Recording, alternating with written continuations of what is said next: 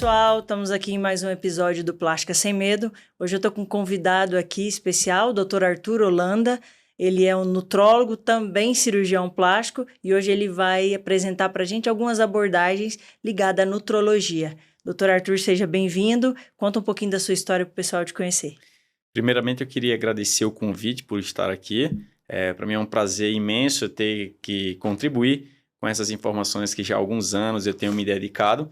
Meu nome é Arthur de Holanda, eu fiz plástica aqui em São Paulo, depois fiz a pós-graduação em nutrologia aqui no Einstein também, e já faz algum tempo que eu trabalho justamente associando a nutrologia com a cirurgia plástica, duas áreas que elas se encaixam, elas se complementam, e a gente consegue agregar muito, tanto na segurança quanto nos resultados das cirurgias plásticas, com um embasamento na parte metabólica e no preparo dos pacientes. Arthur, a gente sabe que hoje você faz parte do grupo Total Definer, né? Um grupo aí seleto de cirurgiões, e você está usando a parte da nutrologia na preparação, né, dos pacientes que vão ser submetidos à cirurgia plástica. Quais os benefícios, né, de fazer essa preparação? Qual a importância disso ali? O que isso agrega para o paciente que vai ser submetido a uma cirurgia? Hoje a cirurgia plástica ela tem uma crescente evolução, tanto na parte de técnicas, como também na parte de tecnologias. E é fundamental hoje o paciente que vai ser submetido tanto a essas técnicas como também a essas tecnologias ter um preparo diferente, já que ele vai passar por um processo cirúrgico, já que ele vai passar por um estresse, e o quanto mais bem preparado ele chegar nesse processo, nesse trauma, a gente consegue favorecer com que toda a sua recuperação ela seja de certa forma muito mais tranquila, diminuindo assim a possibilidade de complicações. A gente pode estar aumentando a previsibilidade, a gente pode estar aí colocando pós-operatório com uma previsão maior, né, de reduzir assim as complicações. E lógico, quando a gente junta isso, a gente consegue entregar resultados muito, muito melhores do que quando a gente não faz nenhum tipo de preparo. O conhecimento desse paciente ele vai além lá do ambiente cirúrgico. O conhecimento ele deve ter, desde a primeira consulta, toda uma análise dos hábitos de vida desse paciente, tanto de atividade física, de dieta, dos seus exames, algumas relações com relação ao sono, à qualidade de vida desse paciente, ao nível de estresse, a todo o manejo do intestino dele. Tudo isso se conversa para que a gente possa entender quem de fato a gente está levando para o centro cirúrgico. Será que esse paciente ele pode até ter a indicação cirúrgica, mas será que esse paciente está no melhor momento metabólico para ser submetido a essa cirurgia? Esse é justamente esse manejo que a gente faz para poder levar um paciente não somente para ter a melhora da cirurgia, mas também para poder passar por esse processo, que é a cirurgia, da melhor forma possível.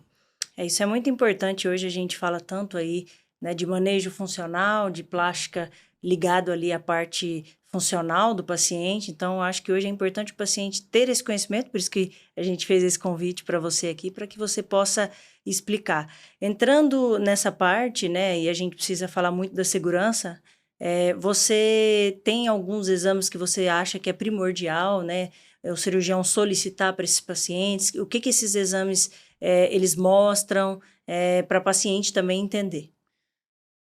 Olha, se eu fosse comparar o pré-operatório que eu faço hoje, que eu já faço há algum tempo, e eu for comparar com o pré-operatório que eu fazia na minha residência, que eu fazia assim que eu saí da residência lá em 2016, é bem diferente. A lista de exames que a gente solicita está mais extensa e a gente tem uma explicação para cada um desses exames. De fato, existem alguns exames que eu coloco como primordiais para a questão de segurança. Se a gente for aqui citar três mais importantes, vou colocar, existem alguns, mas hoje alguns que eu não abro mão de nesse pré-operatório eu estar sabendo quais são os níveis, quais são aí as suas taxas. Eu colocaria insulina, que nem sempre ela é solicitada, muitas vezes a insulina é um hormônio ligado ao perfil glicêmico, e o que a gente via antigamente era simplesmente ser solicitada a glicemia de jejum, para a gente conhecer como que está essa glicemia de jejum. Mas hoje a insulina ela tem um papel fundamental, tanto para saber o perfil glicêmico, como também um perfil metabólico, uma questão inflamatória. A gente tem a homocisteína, também é um marcador inflamatório, que é indiretamente relacionado à lesão vascular, lesão endotelial. E a gente também tem aí um exame que seria a eletroforese de hemoglobina.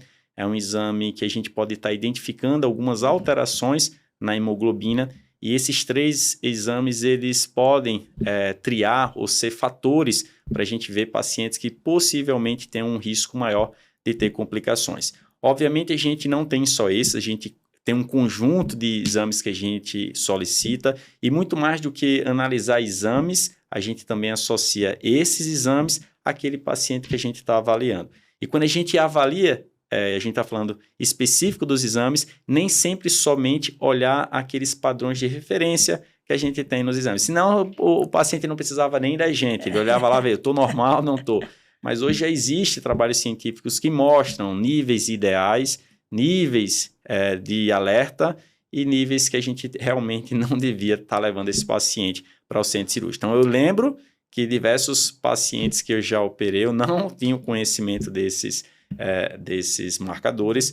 Isso não quer dizer que o paciente vai ter uma complicação, mas quanto mais critérios você tiver para identificar o paciente de risco, a gente pode estar aí diminuindo o nível de complicações, a quantidade de complicações, e isso é algo que ninguém quer ter quando vai fazer uma cirurgia plástica. Aquele sonho que todo mundo pensa, você pensa em fazer, que a cirurgia dê tudo certo e o quanto antes você esteja aproveitando o resultado dela. Com certeza. Você falou uma coisa importante, assim, as pacientes, elas acabam olhando a referência do exame, né? A gente sabe que as pacientes muitas vezes falam, não, doutora, mas eu tô dentro da referência, né? Isso acontece muito, inclusive, com a hemoglobina, né? O famoso HB aí. O paciente hoje tem conhecimento, né, do que isso representa, então a paciente às vezes fala, ai, você opera com anemia, doutora, né? Eu tô acostumada, essa anemia eu já tenho há anos, né? Então, eu queria que você falasse, assim, hoje, acho que hemoglobina é o principal questionamento que as pacientes têm. Por que a gente não pode operar um paciente com anemia? O que isso pode causar? Tá, se a gente está falando aí de anemia, a gente está levando em consideração a hemoglobina, a gente precisa de fato até para os pacientes entenderem qual a função da hemoglobina. A hemoglobina é um dos glóbulos vermelhos, né, que a gente tem nas nossas hemácias, tem lá a hemoglobina, que faz o papel de levar sangue, levar nutrição, oxigênio, fazer com que os nossos tecidos recebam justamente a nutrição adequada de oxigênio. A partir do momento que a gente não tem uma efetividade, uma quantidade boa de hemoglobina, a gente vai estar, de certa forma, reduzindo essa função de levar oxigênio. Então, se a gente está levando um paciente para o centro cirúrgico com níveis abaixo do adequado, no paciente que tem anemia, vamos colocar aí o termo menor que 10, esse paciente não deveria estar fazendo cirurgia nesse momento. Até mesmo hoje, a gente coloca como nível de segurança HB acima de 13. Então, hoje é um nível que a gente coloca nos nossos protocolos, desde os pacientes que vão ser submetidos ao Total Define, tanto nos pacientes que a gente vai fazer a lipoaspiração na clínica, que a gente trabalha lá em Maceió, e é o nível que eu coloco para os pacientes que seria o adequado. Quando a gente fala também de hemoglobina, a gente precisa entender que nem sempre aquele paciente que está dentro do normal, acima de 13, esse paciente está apto para fazer uma cirurgia. A hemoglobina tem essa função de levar oxigênio, mas a gente precisa saber qual é a matéria-prima que faz hemoglobina, que é o ferro. E muitas vezes o paciente está dentro, doutor, eu estou aqui com 13, mas é por isso que esses exames a gente também analisa outras informações para saber se de fato esse paciente está compensado.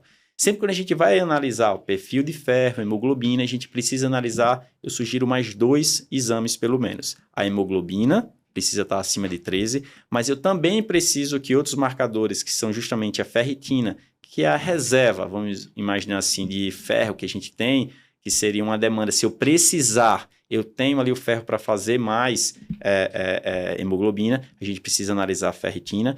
E além disso, nem sempre um paciente que não tem anemia, que tem uma ferritina alta, quer dizer que ele tem uma boa reserva de ferro. Porque a ferritina é um marcador inflamatório. A gente, quando tem algum tipo de inflamação, o nosso fígado ele produz a ferritina. Então, para eu saber se essa ferritina aqui está normal ou levemente aumentada é de fato uma reserva boa de ferro, a gente analisa um outro marcador que se chama saturação de transferrina. Esse sim, dentro do normal, com uma boa ferritina e o paciente sem anemia, esse é o paciente apto do perfil do ferro para a gente levar para a cirurgia. Esse é um paciente que tem menos chances de ter complicações isquêmicas, daquele pontinho que às vezes abre, daquele perfil de às vezes passar lá na cirurgia, todo cirurgião plástico tem aquele receio quando vê uma manchinha ali, possivelmente isquêmica, a gente já fica aquela noite sem dormir e a gente pode estar reduzindo a frequência de noites mal dormidas nessa questão, analisando esse perfil do ferro de uma forma Fora mais o medo, detalhada. né? Que a paciente, ela hoje, as redes sociais, né? A internet ficou... A gente tem... Todo mundo tem acesso. Então, a paciente pesquisa ali, digita necrose lá no Google, Deus me livre. Ela Só já tragédia. sabe tudo, só tragédia. É importante a paciente entender que não é só estar ali dentro da referência, nós temos outros exames que complementam, né, aquilo. E já que você falou de pontos, né, que podem abrir, vamos entrar na fase da cicatrização aqui. O paciente se preocupa muito com cicatrização, assim como nós, né? Qual é o cirurgião que não quer cortar ali?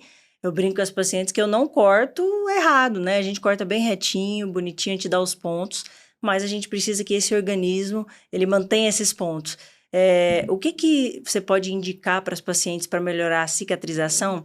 E o que é importante dentro desses exames, dentro da nutrologia, para a paciente ter uma cicatrização boa, adequada? Excelente. Isso, de fato, não é todo paciente que vai fazer uma cirurgia. Se ela pudesse escolher, ela escolheria aquela modalidade de cirurgia que tivesse a menor cicatriz ou até mesmo que não tivesse cicatriz. Quando a gente fala de cicatrização, a gente precisa entender que tem 3 grandes pontos. Existe, de fato, uma interferência do cirurgião na parte técnica, e eu sei que cirurgiões que têm essa preocupação vão fazer todo o manejo do tecido de uma forma adequada, utilizando materiais, fios, pinças e todo o cuidado que, porventura, a gente pode ter para estar estimulando a cicatrização de forma que esteticamente seja favorável.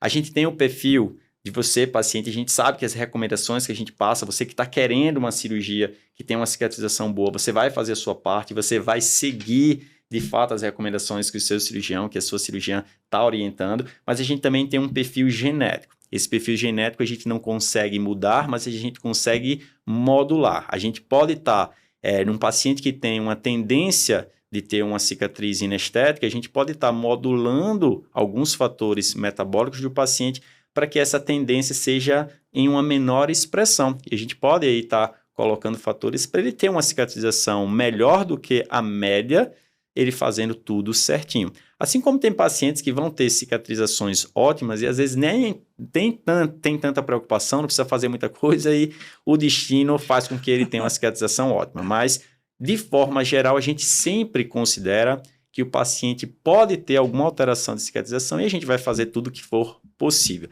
Então, alguns cuidados. A gente sempre tem a preocupação, analisando essa parte de nutrologia, de exames, uma das primeiras coisas que a gente avalia também em exames seria uma vitamina C. A vitamina C ela é precursora da formação de colágeno. A vitamina D, embora ela tenha todo um perfil de imunomodulação, anti-inflamatória, a vitamina D ela tem uma função fundamental no padrão de cicatrização. A gente tem alguns minerais, como o próprio ferro, a gente tem o zinco, que também tem uma interferência positiva, e principalmente a gente precisa ter todo um cuidado de uma alimentação com um bom suporte de proteínas. O colágeno, que tem uma função bem primordial nessa questão de cicatrização, ele é uma proteína e a gente precisa estar suplementando, a gente precisa estar tendo uma alimentação variada na parte proteica para a gente ter matéria-prima para fazer essa boa cicatrização. Eu vejo que hoje o cuidado com a cicatrização ele não é somente no momento da cirurgia, lá naqueles primeiros dias, mas principalmente ao longo de um processo. Então, no pré-operatório, todo o manejo inflamatório do paciente, quando a gente fala de inflamação, a gente fala de mediadores. Nosso corpo ele produz diversos mediadores inflamatórios. Então, todo paciente que tem um nível inflamatório maior, a gente vai estar negativamente interferindo na cicatrização. Outros fatores, perfil glicêmico, o paciente que às vezes tem uma insulina muito alta, uma hemoglobina glicada, um paciente que come muito carboidrato, são pacientes que fazem um papel de uma situação que a gente chama glicação, que é justamente o excesso de carboidrato pode estar interferindo negativamente em algumas proteínas que fazem com que o paciente tenha uma cicatrização adequada, que é a elastina, que é o colágeno. Então, isso é justamente um dos principais fatores que a gente modula na cicatrização de um paciente. Controle inflamatório, a gente faz o suporte de vitaminas e minerais que, porventura, esse paciente precisa para a formação do colágeno. O manejo hormonal, a gente precisa também estar entendendo que alguns pacientes, a depender da fase hormonal, uma das principais características da produção de colágeno, um dos principais estimulantes, é justamente o estrógeno na mulher. Então, eu preciso entender que uma paciente na menopausa ela vai ter um estímulo de colágeno diferente. Então, cicatrização é um mundo, mas quando a gente vai pormenorizando cada um deles, a gente pode estar dando a oportunidade dessa paciente ter uma cicatrização melhor. Por isso que hoje é muito importante essa suplementação, né? Que vocês indicam, né? Eu já faço, né? Por indicação de vocês, né? Para melhor preparar o paciente. Mas às vezes a paciente questiona, não quero comprar esse suplemento, é muito caro, não vou comprar, não... deixa para eu tomar só depois, porque depois que é importante. Então, diante do que você falou, né, com a sua explicação, que as pacientes entendam, né, eu gostaria que você falasse para elas, que elas entendam que essa suplementação é essencial, né? Toda suplementação, quando bem indicada, quando você vê uma possibilidade do paciente estar extraindo o benefício dela, né? O médico passou, o médico identificou alguma alteração. Acredite, se você escolheu aquele médico para fazer um procedimento na tua saúde, acredite, se você escolheu aquele profissional que faz parte da equipe pela qual você está selecionando para realizar aquele teu sonho, acredite, possivelmente alguma daquelas substâncias que você às vezes não conhece ou acredita ou que pense que é mito, às vezes pode ser uma vitamina, um mineral, algo simples, mas que pode estar interferindo favoravelmente a tua cicatrização. Então, ela tem valor, ela tem interferência, acredite. Não é mito, não é interesse, não é milagre, mas ela realmente ajuda demais. Façam a suplementação que porventura foi indicada para vocês, justamente por pessoas que te analisaram e que vocês acreditam que são as pessoas adequadas para fazer esse manejo na saúde de vocês. Olha, hoje a gente sabe que peso, né? Vocês devem receber também lá nos directs. Doutor, eu tenho uma altura tal, peso tal, posso fazer um abdômen? Doutor, eu tenho, né, tal peso, posso fazer uma lipo? Existe o peso ideal para se fazer uma cirurgia?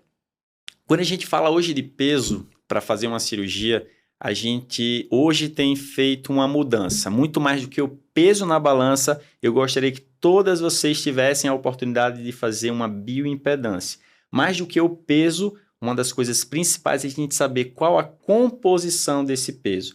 O que é de gordura, o que é de músculo. Então, esse detalhe é o que muitas vezes hoje tem feito a diferença para a gente.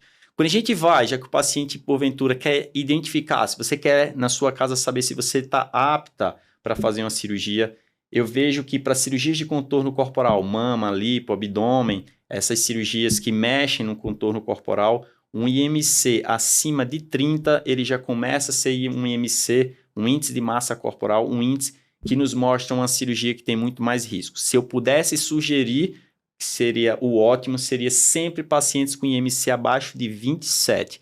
Então, como que é o IMC? Você pode estar pegando o seu peso e estar dividindo pelo dobro da altura. Se esse número der de 28 para mais, você tem um pouco mais de risco. Se tiver acima de 30, eu sugiro que você aguarde um pouco mais, se prepare, procure uma ajuda que com certeza a cirurgia que você busca vai poder entregar um resultado muito melhor se você estiver dentro desse peso. Quando a gente fala de composição corporal, para a bioimpedância, que ao meu ver seria o melhor índice, a gente também quer que pacientes que tenham um percentual de gordura mais baixa seriam justamente os pacientes mais bem indicados.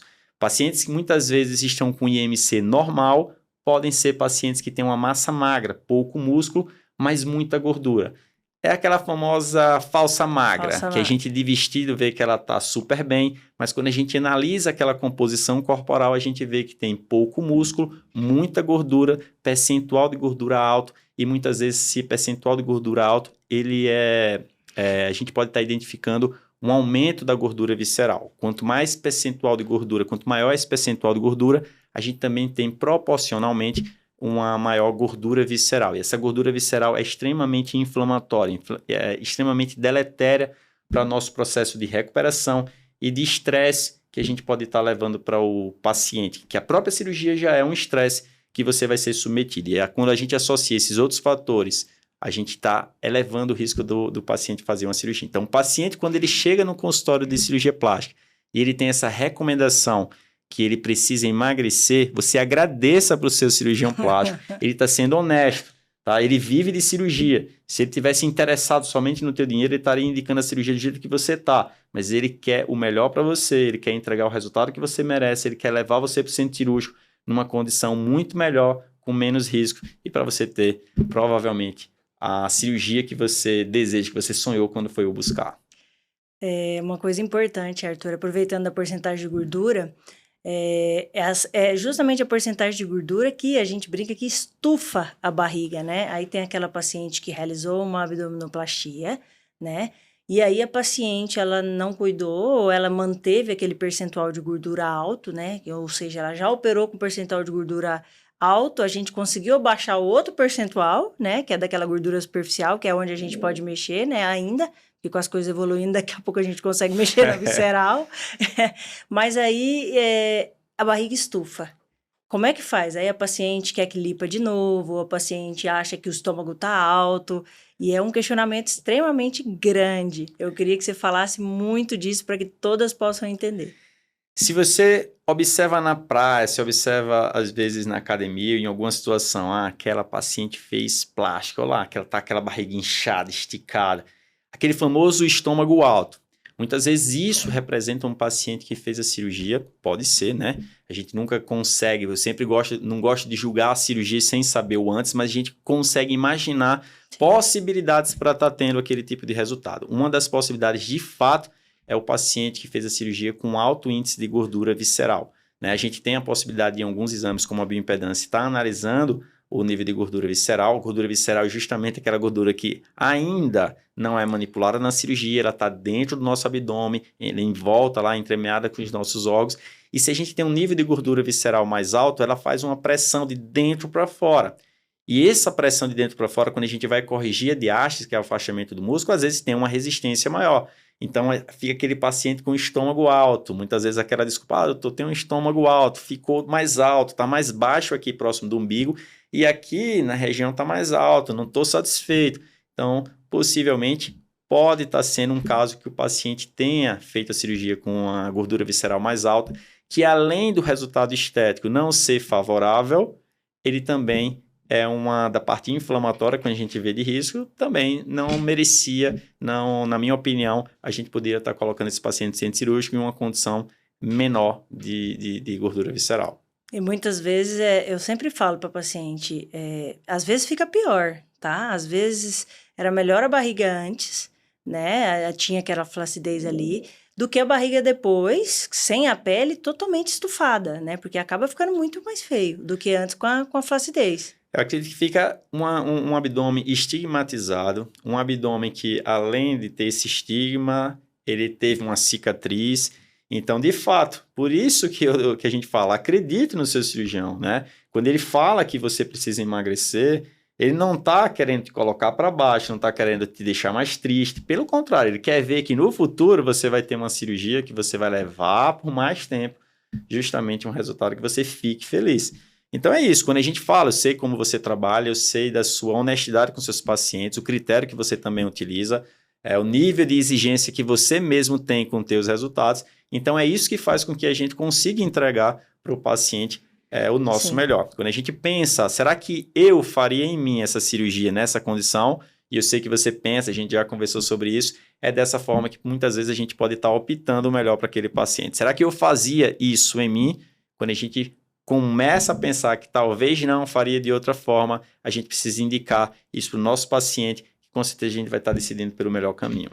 E se você emagrecer, né, você pode perder esse percentual de gordura e você pode voltar a ter um abdômen estético. Eu sempre falo, a paciente operou, né, ela acabou nos cuidando ali, né, até o 6º mês, ela às vezes nos cuidou muito bem. Se ela perder essa porcentagem de gordura, né, doutor Arthur, a gente sabe que ela vai esteticamente melhorar. Sim, eu sempre coloco que um paciente que faz uma cirurgia plástica, principalmente de contorno corporal, ele já tem antes da cirurgia alguns hábitos de vida, de dieta, de autocuidado, de exercício físico.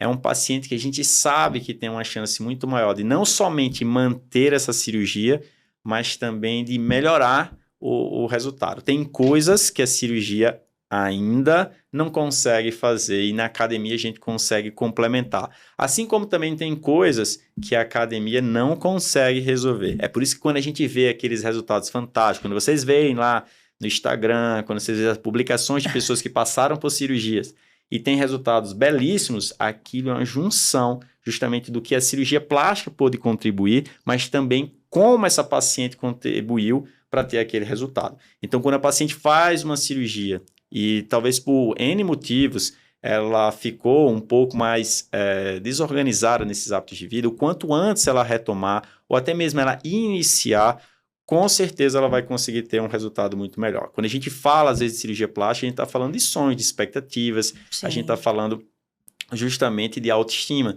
Então, poxa, se você se colocou para fazer uma cirurgia, assumiu todo esse contexto, eu acredito que vale a pena você investir também em hábitos saudáveis, você investir nesse tipo de qualidade de vida, de exercício físico, de autocuidado, porque você vai estar trazendo para você todos esses benefícios, não somente de saúde, mas também na parte estética. Isso vai ser um efeito colateral do autocuidado que com certeza você vai gostar dele. Davi, eu tô pensando aqui no outro médico. Vamos lá, você, Arthur, temos o mito do cabelo. Eu recebi um visagista aqui, ele explicou pra gente sobre a queda do cabelo, né, que depois de 15 dias não pode mexer. Ele falou da parte ali, né, como cabeleireiro, explicou toda a estrutura do cabelo pra gente. Agora vamos para a parte médica, né, para a gente realmente saber se isso é mito ou não. O cabelo cai durante a cirurgia, o que pode ser feito para ele não cair, como que a gente pode agir numa situação assim? De fato, até a gente escuta muito esse mito de dizer, é da anestesia. Porque eu fiz uma anestesia e ele caiu. Se você fez uma anestesia é porque você fez provavelmente uma cirurgia. E de fato ele não é mito. Realmente a gente tem uma frequência alta de pacientes que fazem cirurgia e tem essa queixa de, meu cabelo tá caindo muito, doutor, meu cabelo tá caindo, vou ficar careca, doutor. Então, por que isso acontece? Existe alguma explicação metabólica, nutricional para isso? Sim, existe. A cirurgia ele é um estresse metabólico, de fato a gente está lá colocando vocês em uma situação, lógico que programada para esse estresse, e todo esse estresse oxidativo que a gente coloca para o cabelo, e além disso, todo o consumo de micronutrientes que tem no dia da cirurgia, a gente precisa entender que o dia da cirurgia é um dia totalmente diferente no seu dia a dia. Naquele dia específico do procedimento cirúrgico, nos primeiros dias, a gente tem uma demanda catabólica, né? Uma demanda de consumo de diversos nutrientes. A gente tem um estresse oxidativo, um estresse traumático e inflamatório muito maior do que a média dos dias. Esses fenômenos fazem com que justamente a célula, os folículos do cabelo, eles tenham um estresse também, né? O folículo capilar ele tem um processo de regeneração, de trabalho, de funcionamento com alto índice de mitose. Ele necessita muito de um equilíbrio quando tem algum tipo de desequilíbrio, seja oxidativo, inflamatório e de déficits nutricionais, ele vai ter um sofrimento. Isso é muito comum também, até teve pacientes com Covid e outras inflamações, quando ele passa por esse processo, também de outros estresses, ele tem essa queda do cabelo. E a gente precisa entender que a cirurgia é sim um processo de estresse, lógico que programado, a gente já sabe que esse paciente vai passar. O que é que nos cabe, já sabendo que o paciente vai passar por isso? Preparar. A gente precisa entender quais são as principais demandas desse paciente, todas as vitaminas de complexo B, de zinco, de biotina, de vitamina C, de silício orgânico, depois a gente pode estar desde antes e depois do procedimento cirúrgico dando para esse paciente. E uma coisa que eu nunca consigo prometer, né? Na cirurgia plástica a gente não consegue prometer resultado, mas a gente consegue prometer o nosso empenho. A gente consegue prometer que a gente vai estar tentando justamente entregar o nosso melhor. E essa entrega do nosso melhor é justamente dando para esse paciente tudo que a gente pode de suprimento nutricional, dessas vitaminas, desses minerais, desde o pré para o pós, para assim a gente reduzir a queda ou reduzir o número de pacientes que vão ter a queda. Hoje, com todo esse manejo, essa preocupação que a gente tem visto a cirurgia plástica avançar nesse conceito, a gente tem diminuído bastante o índice de pacientes que vêm com essa queixa. Não é culpa do anestesista, não é mito, de fato é verdade, mas a gente pode estar interferindo positivamente quando a gente tem essa visão mais ampla. Arthur, e a gente tem um outro vilão aí, né, que se fala muito, que é a constipação, né? A gente sabe que a paciente ela vai ter aqueles primeiros dias ali de constipação. Como é que a gente pode evitar? Qual que é a orientação para que essas pacientes não vão passar por isso, mas de uma forma mais tranquila? Até por curiosidade, o termo enfesado justamente vem de pacientes que têm constipação. E ficam puto da vida, enfesado. Então, de fato, uma constipação, a distensão, você não conseguir ir no banheiro, vai te deixar irritada. E isso no pós-operatório é muito ruim. tanto para o paciente quanto para a experiência, né, de ter passado por esse procedimento. Primeira coisa, você precisa entender por que você tem constipação no pós-operatório. É comum, é normal, é esperado? A gente utiliza em vocês algumas substâncias analgésicas, anestésicas, antibióticos, e tudo isso tem uma interferência negativa no processo do nosso hábito intestinal. Os analgésicos dão o conforto de tentar retirar a dor, os analgésicos têm essa função, mas ele tem como efeito colateral diminuir o movimento do seu intestino. Então, isso vai ter como efeito colateral também ter a possibilidade de você ter mais constipação, o intestino ficar preso. O antibiótico que a gente coloca justamente para tentar reduzir, existem cirurgiões que usam de rotina no pós-operatório, tem cirurgiões que usam só na indução anestésica, mas enfim, de algum momento foi utilizado, e o antibiótico ele tem o poder de matar bactérias ruins, mas também boas, e o nosso intestino é repleto de bactérias. E quando a gente utiliza esses antibióticos, a gente pode estar mudando toda a nossa flora intestinal. Além disso, o estresse cirúrgico que a gente dá, então toda essa desorganização no nosso intestino vai promover uma chance muito maior da gente ter constipação.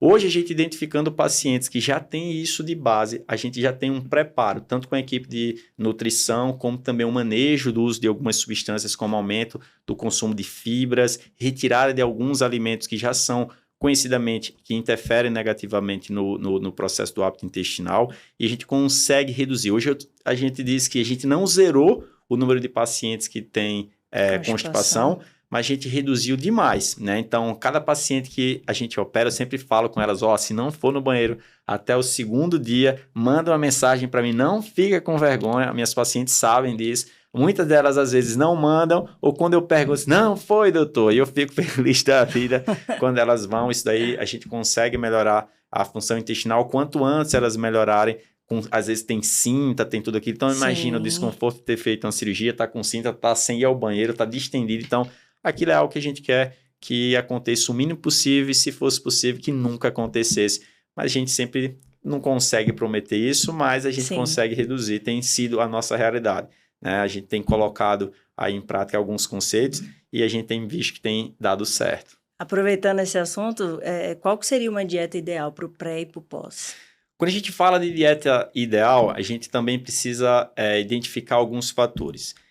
A dieta ideal no pré-operatório seria aquela que a gente retirasse aquilo que não faz bem para o paciente, e incrivelmente a gente sabe a quantidade de pacientes que têm intolerância à lactose, intolerância a glúten, mesmo assim se expõem. Eu acho que algumas de vocês estão aí se identificando. Então, quando você tem alguma dessas intolerâncias, o ideal é você restringir, obviamente, glúten, lactose da sua dieta.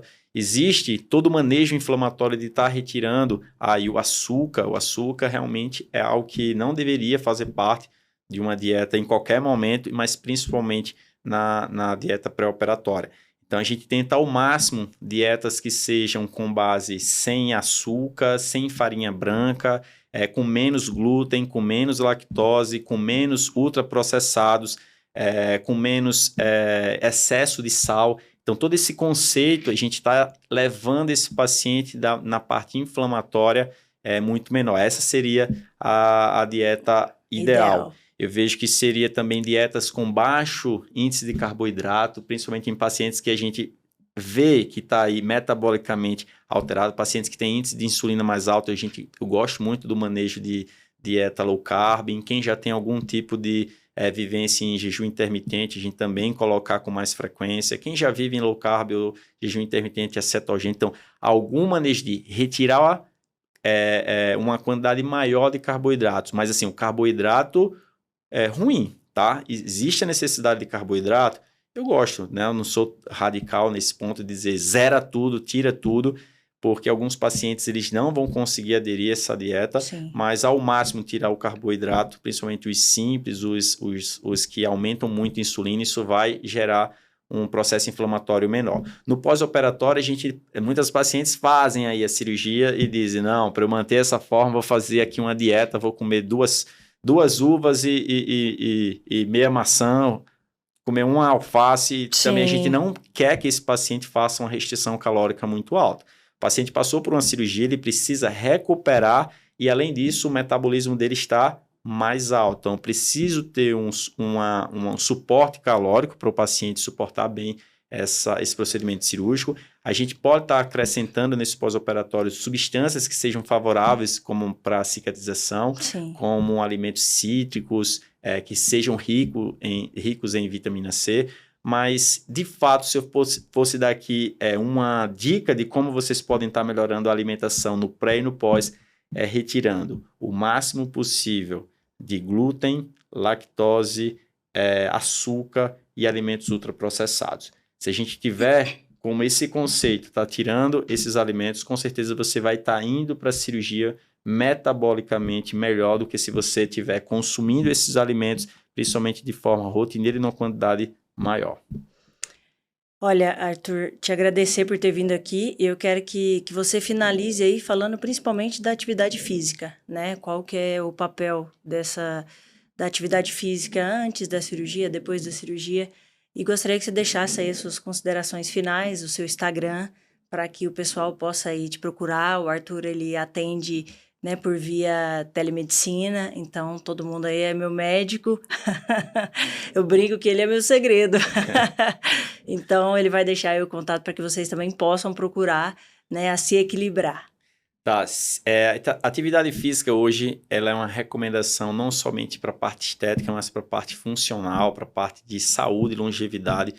Hoje está mais que provado o quanto de benefício ela pode estar. Hoje ela está ligada na saúde cognitiva, na redução de Alzheimer, de Parkinson, de doenças cardiovasculares, de processo inflamatório, de melhora de memória, de melhora de osteoporose, de saúde como um todo. A atividade física ela produz diversas também miocinas, que são substâncias anti-inflamatórias, ela melhora e reduz risco de doenças como depressão, como ansiedade, doenças que são altamente prevalentes. Quando a gente vai para o âmbito estético, a gente sabe que pacientes que fazem atividade física já são pacientes que têm um autocuidado, que são pacientes que já têm essa preocupação em ter com a sua saúde de um nível um pouco maior. Então, hoje, de fato, pacientes que fazem atividade física, elas têm a chance de estarem indo para a cirurgia em uma situação de equilíbrio metabólico melhor, mas principalmente no pós-operatório, vocês têm a possibilidade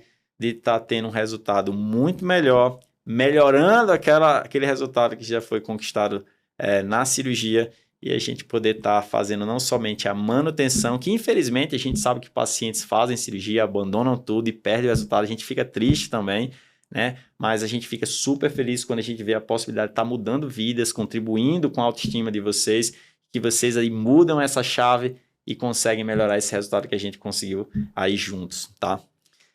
De mensagem final, queria agradecer o convite. A gente já tinha conversado algumas vezes para estar aqui, em virtude de algumas agendas não deu certo. Hoje, graças a Deus, a gente conseguiu Até que enfim. esse podcast. Estou feliz realmente em ter vindo por aqui, falado um pouco dessa minha abordagem. Hoje eu sou uma pessoa realmente bem realizada em conseguir conciliar essas minhas duas paixões, que é a nutrologia e a cirurgia plástica. E podem contar comigo. Sempre nas redes sociais estou dando ali algumas dicas, tanto de nutrologia quanto também de cirurgia plástica. A gente pode estar interagindo, mandando suas dúvidas e tirando qualquer tipo de eventualidade que ficou aqui, a gente não conseguiu esclarecer, me coloco à disposição. Então, mais uma vez, obrigado. Só tenho a agradecer por esse convite. Eu que agradeço. E sei que aqui sempre passam pessoas que conseguem contribuir bastante, e fico feliz em hoje estar aqui sentado nessa cadeira frente a frente com você, Suelen. Obrigado. Arthur, eu que agradeço. Qual que é o seu Instagram? Você me falou. Meu só Instagram pessoal... é dr.arthur sem H, Holanda com H. dr.arthurholanda. Segue aí, compartilha algumas postagens que a gente já fez e manda a tua dúvida que pode estar sendo aí esclarecida no Stories ou em alguma publicação. Vou ficar feliz se vocês mandarem as suas dúvidas e a gente pode contribuir junto para gerar mais informações aí nas redes sociais. Arthur, obrigada por ter aceitado o convite. Eu que agradeço por você ter se disponibilizado a vir aqui. A gente sabe que está numa correria aí. Então, agradecer mesmo e as portas estarão sempre abertas para você voltar. Pessoal, a gente encerra aqui mais um episódio do Plástica Sem Medo. Continue nos acompanhando ali no YouTube, Plástica Sem Medo, para que vocês fiquem cada vez mais atualizados em relação à cirurgia plástica, à estética, à beleza e principalmente à saúde.